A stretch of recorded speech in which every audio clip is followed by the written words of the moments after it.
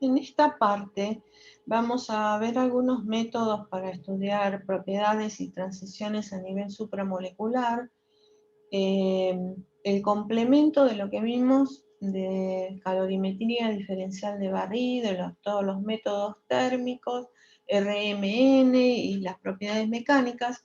También disponemos de espectroscopías como la de infrarrojo, y también, bueno, una ayuda muy importante es la de microscopía. Entonces ahora vamos a ver algunas partes que nos van a ayudar a confirmar y además a precisar algunos cambios que se dan a nivel supramolecular. Me refiero a transiciones de fase o cambios en los estados conformacionales de algunas moléculas de los alimentos, para lo cual vamos a analizar qué pasa, cómo podemos utilizar la espectroscopía infrarrojo para determinar características físicas, fundamentalmente empleando dos accesorios que son los de reflectancia difusa y reflectancia total atenuada, que simplifican muchísimo el uso de la espectroscopía infrarroja, o sea, la manipulación de las muestras.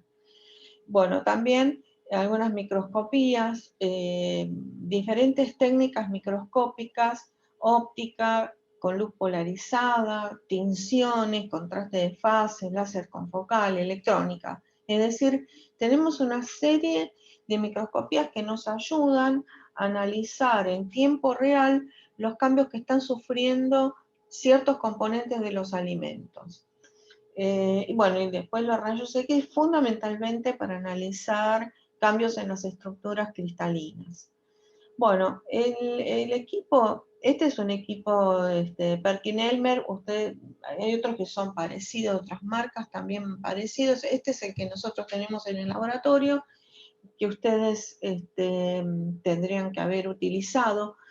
En esta parte vamos a analizar el uso de dos tipos de accesorios muy útiles, como les dije antes, para abreviar y mejorar la manipulación de la muestra, sobre todo la presentación de la muestra en el equipo. Bueno, son los de reflectancia difusa y reflectancia total atenuada. Bueno, entonces, igual que ocurre con la radiación visible, en el infrarrojo la radiación también puede ser reflejada, además de transmitida y absorbida por el material. Lo que refleja es lo que no absorbe. Ese es algo importante. Entonces, por más que sean dos técnicas que se basan en medir reflectancia, los equipos, o bien uno mismo puede calcular convertirlo a valores de absorbancia. ¿Por qué les digo esto? Porque en realidad lo que es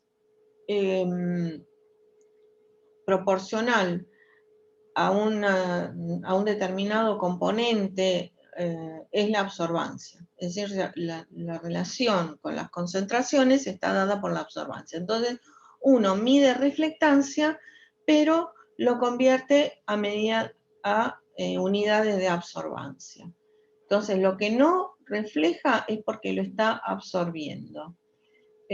Acá entonces son muy importantes cuando uno está analizando, tanto vale también para visible como para infrarrojo y todo lo que sea radiación electromagnética, y va a importar mucho la superficie. O sea, o bien uno lo emplea para analizar cambios en superficies, para lo cual utiliza la superficie tal cual, y si uno quiere evitar problemas con la superficie de la muestra, tiene que trabajar con la muestra, o sea, aplastar un poco, de alguna forma, homogeneizar la superficie.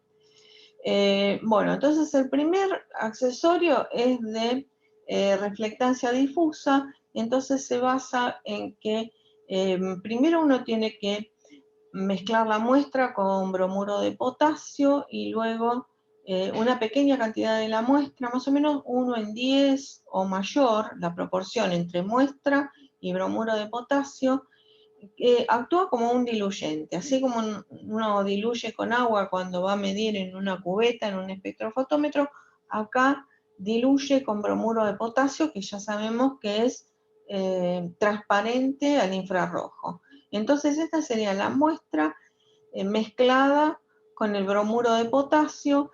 Entonces el haz de infrarrojo penetra en la muestra, interactúa y cuando sale ocurre, es una reflexión, es decir, ocurre una penetración sobre la superficie, refleja sobre alguno de los componentes y sale.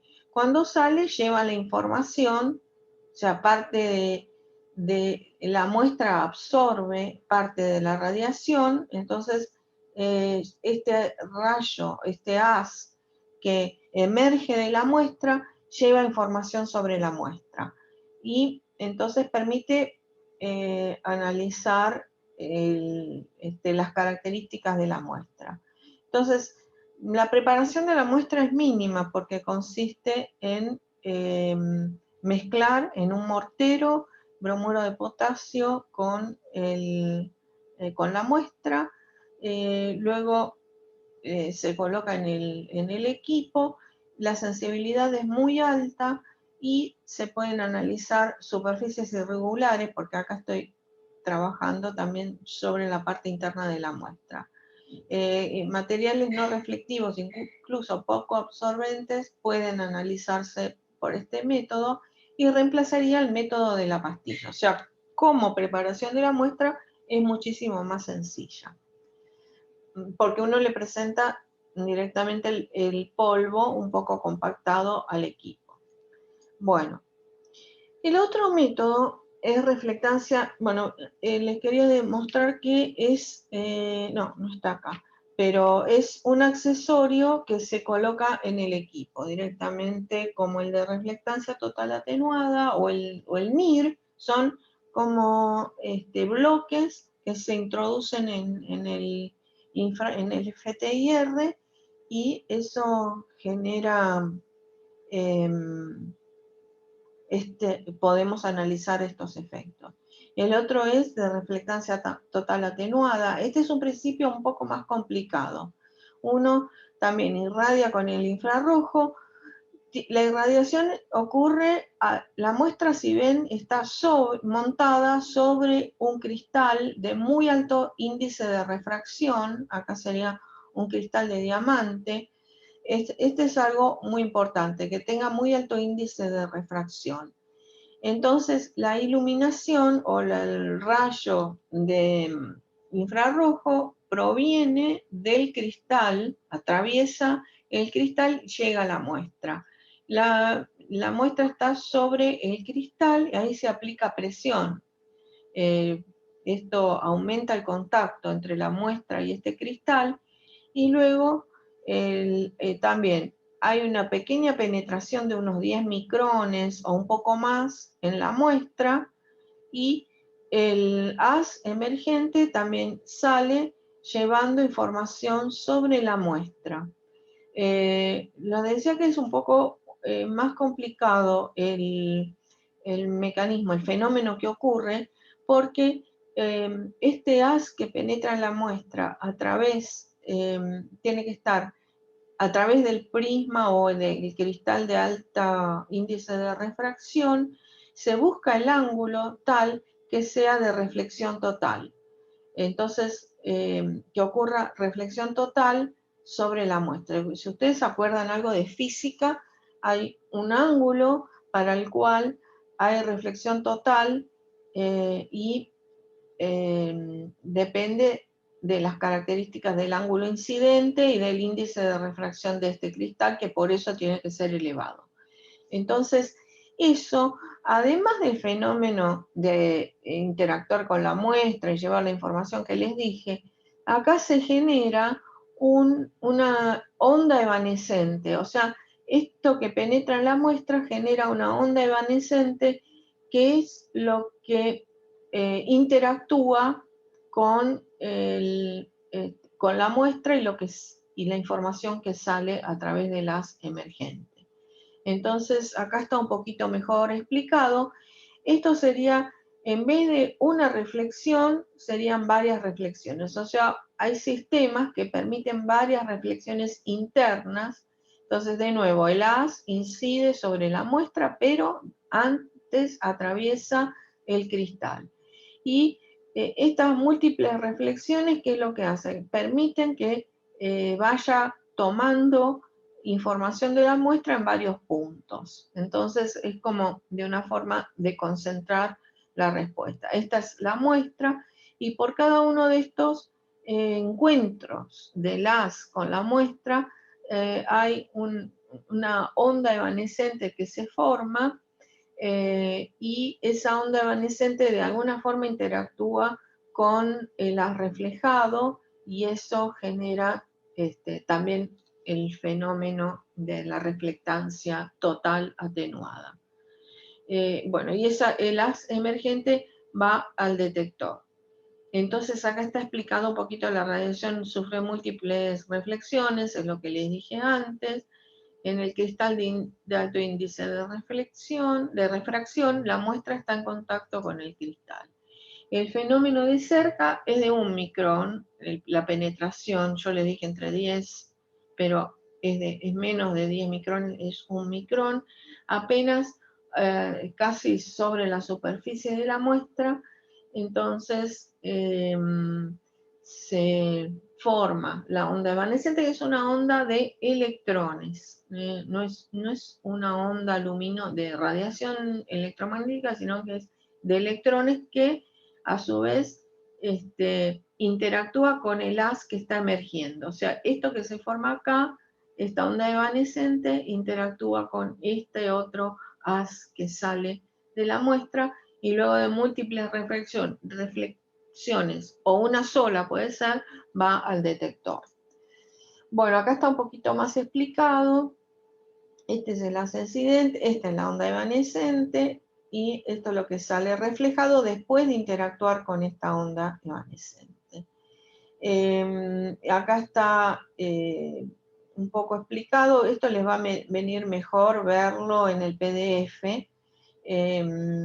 Entonces, al llegar a una interfase de menor índice de refracción, a un ángulo de incidencia mayor que el ángulo crítico es el de reflexión total. Entonces, la cosa es esta, la radiación no escapa del medio, como vieron que cuando hay el haz incide, bueno, tendría que emerger del otro lado, pero acá, sin embargo, la radiación no escapa del medio más denso, sino que es totalmente reflejada internamente. Bueno, entonces acá está un poquito más detallado lo de la naturaleza ondulatoria de la luz, que no ocurre la reflexión directamente en la interfase, sino que penetra y se extiende una pequeña distancia que dijimos que era de 1 micrón, lo que permite el contacto con la muestra. Y entonces la penetración esa, que es importante, cuanto más penetre en la muestra mejor, porque va a tener más interacción con los grupos reactivos que reaccionan o que están en resonancia con la radiación infrarroja. Entonces, la penetración depende de los índices de refracción, de la longitud de onda de la radiación y a su vez del ángulo. Bueno, acá hay distintos equipos que son los que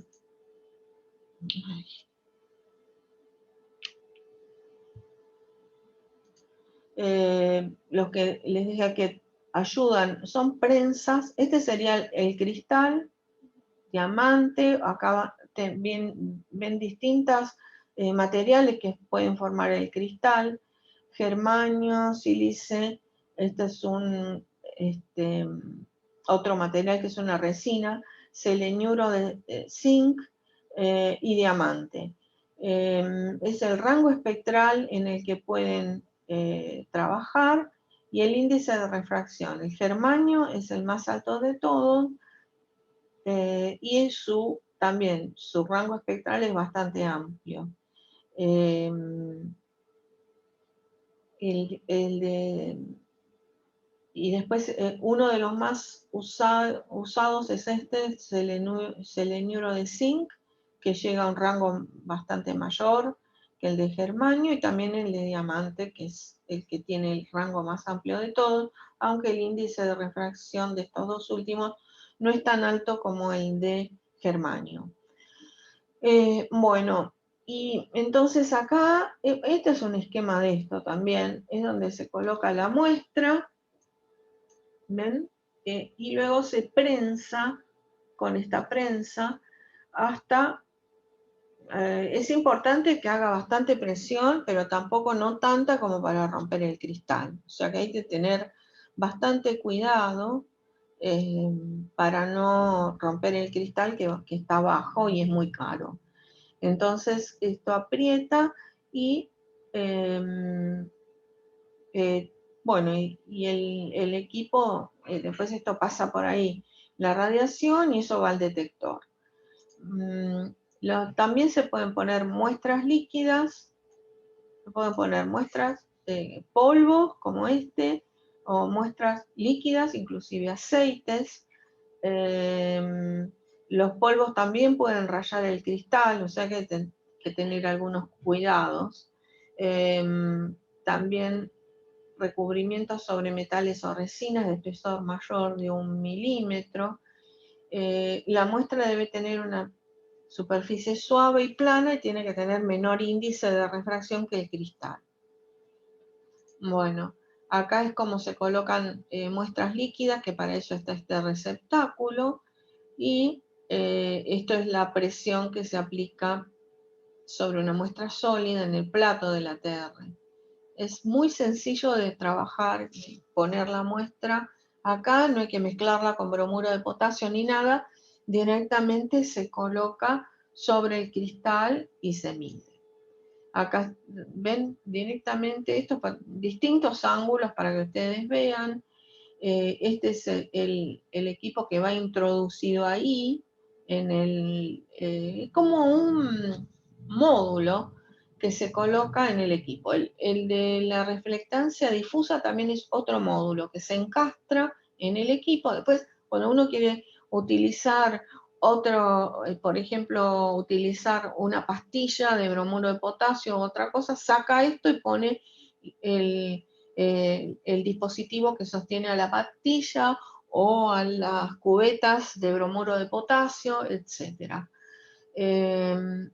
Entonces es bastante fácil de intercambiar esto con otro dispositivo, con otro portamuestra sería, y en realidad nosotros usamos prácticamente esta o el de reflectancia difusa, porque son las dos técnicas que permiten tener un amplio rango de aplicaciones y mucha practicidad para trabajar.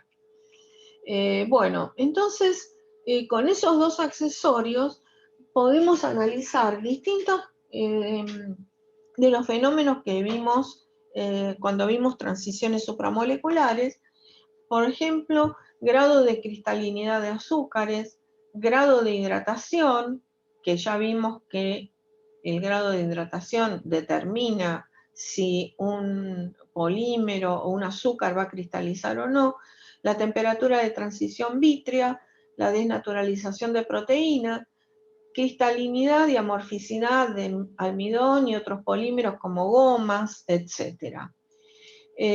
Bueno, entonces los espectros de ATR, por ejemplo, esta rafinosa cristalina, lo que muestran es como un serrucho en esta zona. Si ven, los azúcares amorfos no tienen ese comportamiento, lo mismo acá. Los cristales entonces de rafinosa muestran estos picos en la zona de 3000 y de 1500 centímetros a la menos 1. Entre 1200 y 1500 centímetros a la menos 1 se podría analizar la cristalinidad de azúcar. Cuando uno ve, digamos, cualitativamente, cuando uno lo ve así, lo puede tomar como una muestra, ya se da cuenta de que es cristalino, porque los amorfos son muy planchados en esa zona. En cambio, uno cuando ve esta rugosidad, ya se da cuenta de que son cristalinos, pero puede cuantificar. Para cuantificar, entonces tendría que seleccionar bien las bandas, tomar varias bandas, referirlas a un punto interno, a una de las bandas internas de la muestra. Quiere decir, interno me refiero a una banda del mismo espectro.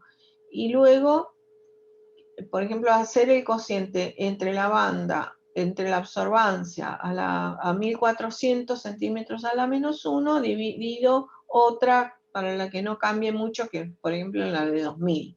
Ahí es planchado.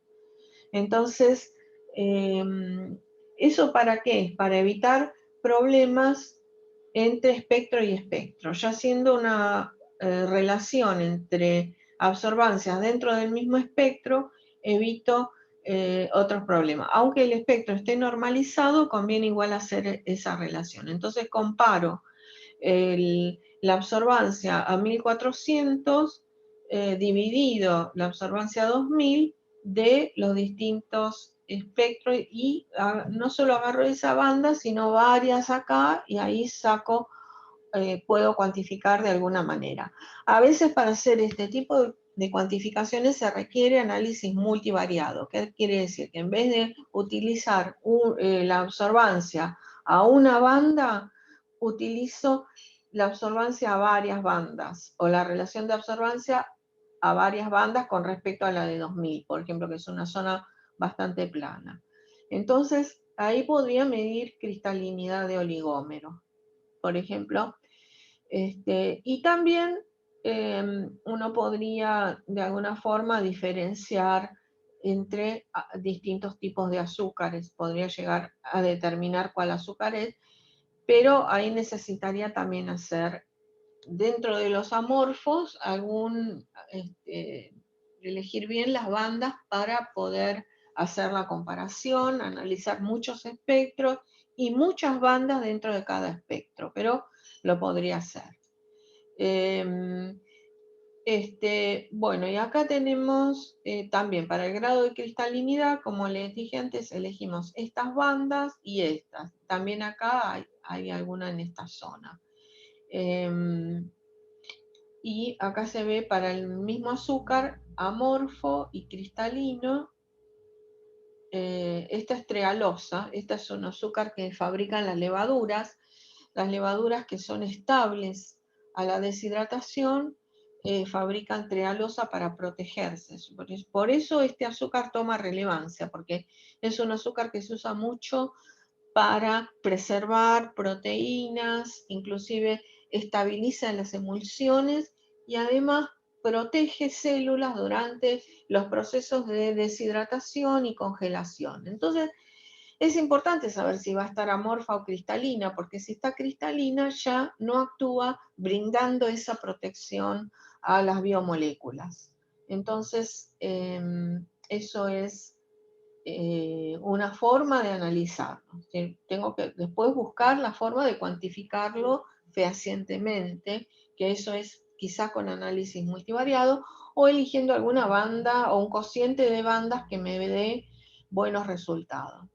Bueno, también el grado de hidratación se puede determinar, como ustedes ven, por la absorbancia en esta zona, 1700, 1650, la que está seca no absorbe, y la que se va hidratando aumenta mucho, ven, a 30% aumenta apenas, a 60% de humedad relativa aumenta más, y ya hidratada esto es muy elevada la absorbancia en esa zona. Entonces, también, esto también es para trealosa, y bueno, uno podría analizar grado de hidratación, y esto es también para oligosacáridos. Estos oligosacáridos tienen la función de comportarse como prebióticos. Si recuerdan, organismos probióticos son los que favorecen, son los benéficos para el intestino, favorecen la función intestinal. Estos son prebióticos, que significa que favorecen la inserción o la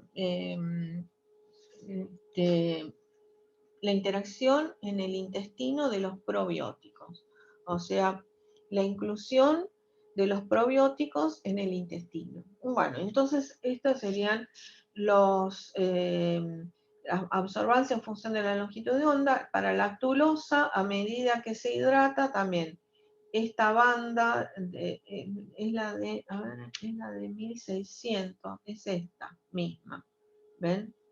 Es esta que está acá. Esta banda aumenta, en este caso la humedad relativa aumenta para acá y esta aumenta ahí. O sea, no es exactamente esa, pero porque acá está en 1650 y acá está un poquito más desplazada hacia más bajas números de onda. Ah, no, pero esto es longitud de onda. Y entonces esto corresponde al infrarrojo cercano. O sea, también se puede hacer en infrarrojo cercano el análisis. A medida que aumenta entonces la humedad relativa, estas bandas de acá se desplazan. Uno podría analizar en este caso los desplazamientos de estas bandas en los azúcares. Y esta es la que aumenta, entonces se ve el desplazamiento de estas hacia menores longitudes de onda y el aumento de estas a medida que se hidrata, las de 1200 van aumentando. Bueno, son distintos ejemplos que uno puede usar para aplicar, en realidad son confirmatorios en muchos casos o a veces cuantitativos también, ¿no? Son ensayos que permiten confirmar lo que se ve, por ejemplo, en el DCC o aclarar algunos temas de la cristalización de algún oligómero, polímero o azúcar. Bueno, entonces se puede determinar la temperatura de transición vítrea analizando la región de estiramiento del oxidrilo, que es en esta zona, la zona de 3200 y 3500 nanómetros. A medida que aumenta el peso molecular, ven, glucosa tiene peso molecular 180, sacarosa 342, trealosa tiene el mismo peso molecular que la sacarosa, rafinosa tiene, bueno, hay que sumarle 180 a la trealosa. Y el dextrano es de alto peso molecular. Entonces se va produciendo un corrimiento del pico a mayores números de onda. Entonces el número de onda correspondiente al máximo aumenta al aumentar la masa molar y la temperatura de transición vítrea. Esto, bueno, para estas cosas que son conocidas no es tan importante, pero cuando uno está analizando algunos temas, podría ir como armando un rompecabezas con distintas metodologías y confirma con una metodología lo que observa con la otra. Y entonces si uno grafica la longitud, el número de onda del máximo, ¿no? Que sería que toma el máximo de estos puntos, de estos espectros, y lo grafica en función de la temperatura. Para eso hay que hacerlo, el tratamiento a distintas temperaturas. Esto también es trealosa amorfa. Bueno, se obtiene que hasta 110 grados hay un comportamiento y después cambia el comportamiento y ahí obtiene el valor de la temperatura de transición vítrea. Esto es mucho más preciso que hacerlo de esta forma, ¿no? Acá es más difícil, pero si uno lo hace en función de la temperatura, puede obtener este tipo de gráficos y de la intersección de las dos rectas de los comportamientos por abajo y de arriba de la TG, puede obtener la temperatura de transición vítrea. Esto es importante para algunas muestras donde no se ve bien la transición vítrea, por ejemplo con el DCC. Hay veces que uno con una técnica no puede observar lo que quiere observar, entonces recurre a otra y hace confirmaciones, y bueno, esto es una opción importante. Bueno, también podemos analizar desnaturalización de proteínas. Entonces, uno puede obtener una banda original con las proteínas que le da este espectro. Este espectro a simple vista no dice nada. Y lo que se hace es trabajar matemáticamente sobre el espectro, que eso lo hace el mismo equipo, uno le puede pedir que lo haga, o lo puede hacer uno con algún programa. Es decir, los datos del espectro se pueden obtener en un Excel o de una forma en cualquier otro formato y hacer cambios matemáticos. Entonces, se puede hacer la derivada primera, como ya habíamos visto en el método de termogravimetría, haciendo la derivada primera o la derivada segunda, más aún, se manifiestan cambios que viendo el espectro original no se ven. Si ustedes ven detenidamente acá, en esta zona se ven unos inflexiones, o sea, unos cambios en las direcciones de las curvas. Bueno, eso se ve, se magnifican estos cambios haciendo la derivada primera. Y se usa mucho usar la derivada segunda. Entonces uno puede derivar el espectro o también hacer una deconvolución, que esto es un procedimiento matemático basado en otras funciones de Lagrange. O sea, es para los que vieron análisis matemático, no sé si vieron este tipo de funciones, lagrangiano, bueno, entonces se puede hacer es un tratamiento matemático sobre el espectro original que permite magnificar los fenómenos a distintos números de onda. Entonces, aparece en el espectro de la proteína, lo que podemos ver, el stretching carbono-oxígeno del carbonilo, aparecen distintos fenómenos de vibraciones de los grupos amino, y también se ve la parte aromática de las cadenas laterales de los aminoácidos. Entonces, ya esto está bien estipulado, qué es lo que se ve en cada zona de la derivada segunda del espectro de las proteínas correspondiente al número de onda. Puede variar entre proteína y proteína, pero por ejemplo, para una proteína en particular, se estudió esto y esta sería la frecuencia o el número de onda. Son las asignadas a láminas beta intramoleculares, la estructura desordenada, que es la random coil, la estructura de hélice alfa, y esto todo es asignado a las bandas amida 1 de las proteínas, que se puede estudiar, por ejemplo, cuando uno está haciendo una hidrólisis enzimática.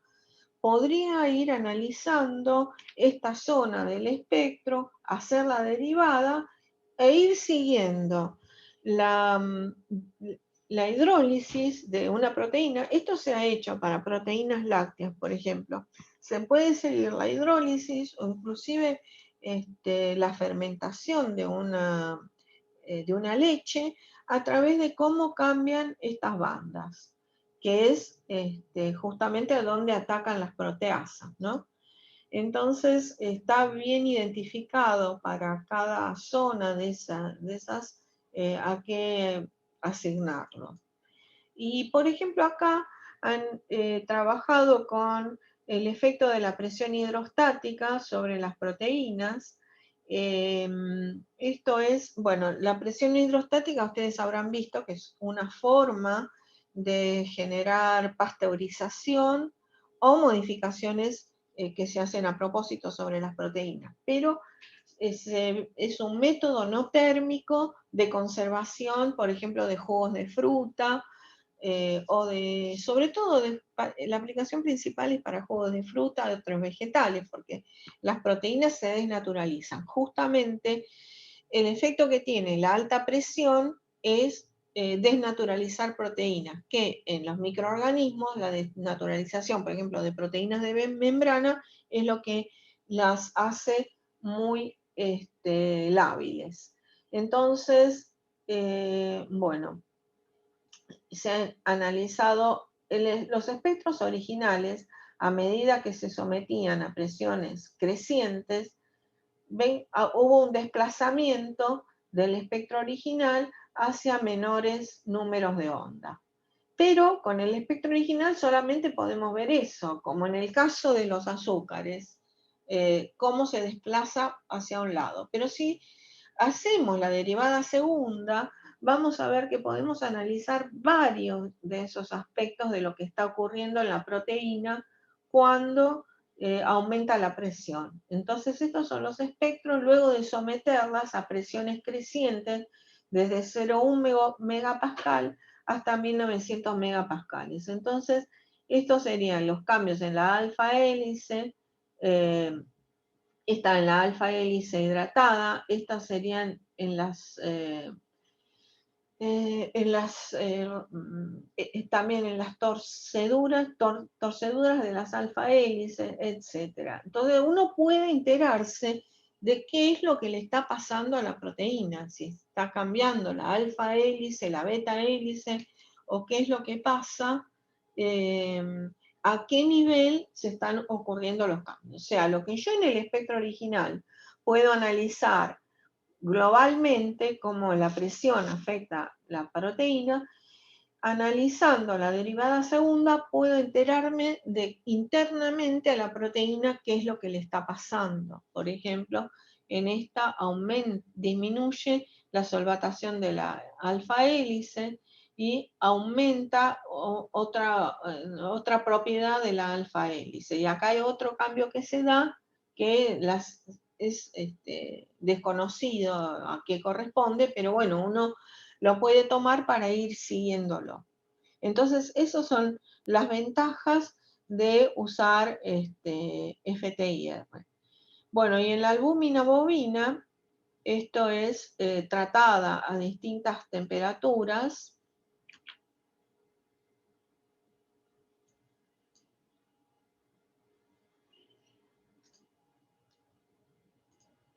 Es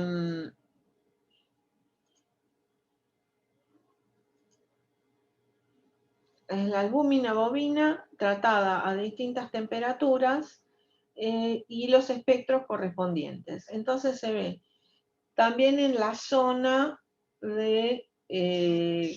esta zona van a ver que entre 1600 y 1700 que es muy usada para el análisis de lo que ocurre con las proteínas. Entonces se ve que esta banda, que está en 1000, más o menos 1655, aumenta, o sea, aumenta la absorbancia y disminuye la absorbancia a 1620. Entonces, uno puede ir siguiendo el proceso de desnaturalización a través de estas bandas. Y acá está hecho, bueno, 1625 y 1639.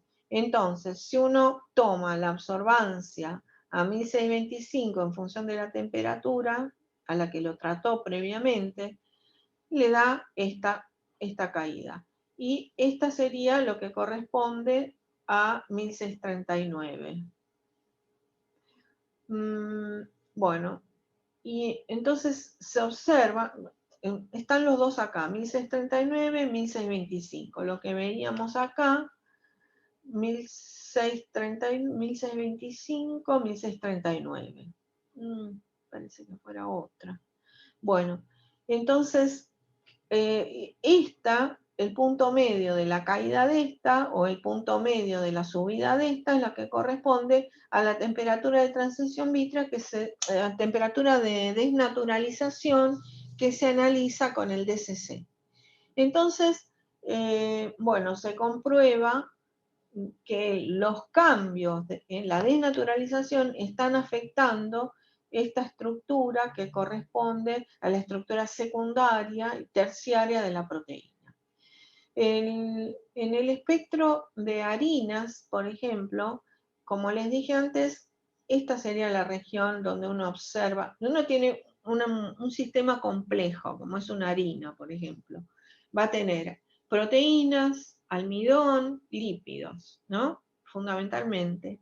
Entonces uno puede analizar en las distintas regiones del espectro, por ejemplo, acá en esta zona entre 650 y 1200 centímetros a la -1 se observan los cambios del almidón, conformaciones del almidón.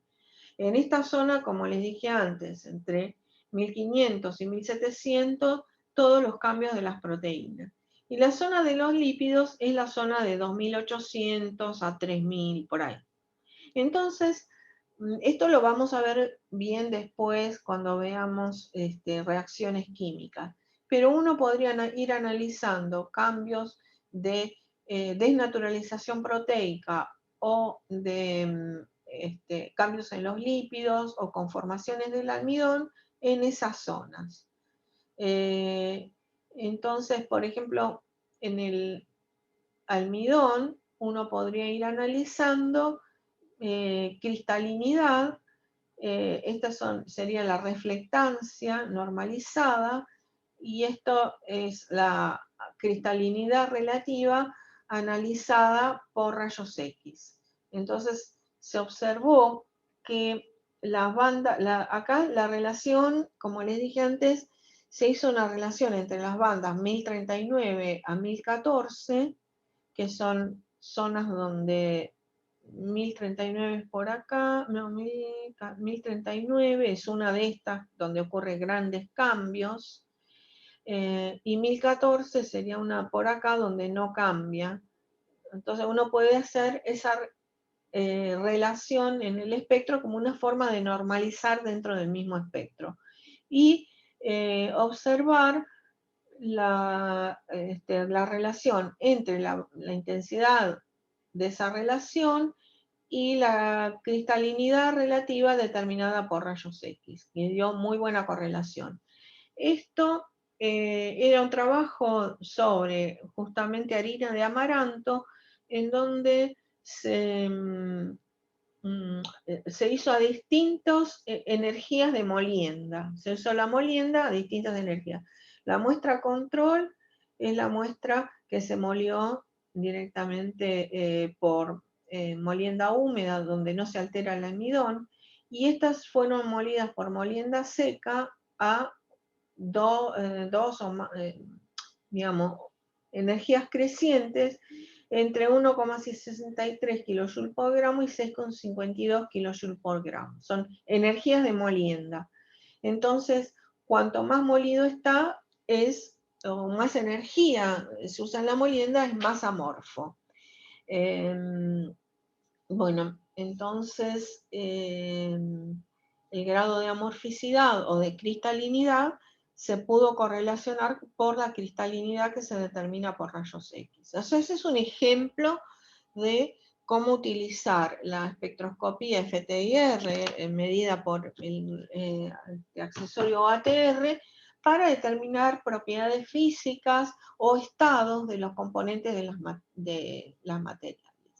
Entonces, la conclusión es que seleccionando adecuadamente las bandas o la combinación entre ellas, casi todas las transiciones físicas se pueden determinar por FTIR. Entonces, como vimos, cristalinidad de azúcares, temperatura de transición vítrea de azúcares y polisacáridos, donde se analiza el estiramiento oxígeno-hidrógeno, la temperatura de desnaturalización de proteínas, la cristalinidad del almidón, y así uno podría ir analizando y encontrando para las bandas que encuentra diferencias al cambiar el estado físico de los materiales con algún método de referencia, como es rayos X, DSC, etcétera, y sacar relaciones.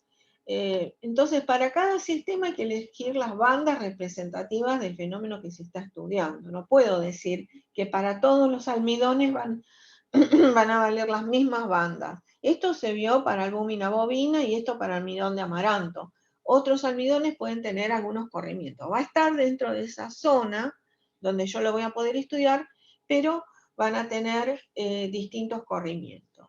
Bueno, entonces estos son los ejemplos de cómo se puede usar espectroscopía para analizar transiciones, estado físico. Nosotros estamos acostumbrados a analizarlo para ver aspectos moleculares, como le dije, pero acá son estados físicos, o sea, organización de moléculas.